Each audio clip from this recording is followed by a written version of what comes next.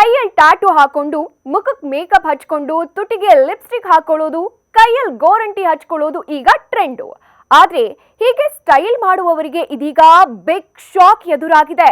ಯಾಕಂದ್ರೆ ಟ್ಯಾಟೂಗಳಿಂದ HIV, ಚರ್ಮ ಕ್ಯಾನ್ಸರ್ನಂತ ಮಾರಣಾಂತಿಕ ಸೋಂಕುಗಳು ಹರಡೋ ಅಪಾಯ ಇದೆ.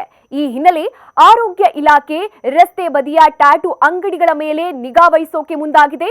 ಟ್ಯಾಟೂಗಳಿಗೆ ಸಂಬಂಧಪಟ್ಟಂತೆ ದೇಶದಲ್ಲೇ ಮೊದಲ ಬಾರಿಗೆ ಹೊಸ ಕಾನೂನು ರಚಿಸಲು ನಿರ್ಧರಿಸಿದೆ. ಇನ್ನು ಕೇವಲ ಟ್ಯಾಟೂಗೆ ಮಾತ್ರ ಮಾರ್ಗಸೂಚಿ ತರ್ತಾ ಇಲ್ಲ, ಬದಲಾಗಿ ಯುವತಿಯರ ಸೌಂದರ್ಯ ವರ್ಧಕಗಳಾದ ಬೀದಿ ಬದಿಯ ಲಿಪ್ಸ್ಟಿಕ್, ಲಿಪ್ ಕೇರ್ ಹಾಗೂ ಕಾಸ್ಮೆಟಿಕ್ಸ್ಗೂ ಕಠಿಣ ನಿಯಮ ತರೋಕೆ ಡಿಸೈಡ್ ಮಾಡಿದೆ. ಕಾಸ್ಮೆಟಿಕ್ಸ್ ಕಾಯ್ದೆ ತರೋಕು ಕೂಡ ಡಿಸೈಡ್ ಮಾಡಿದೆ.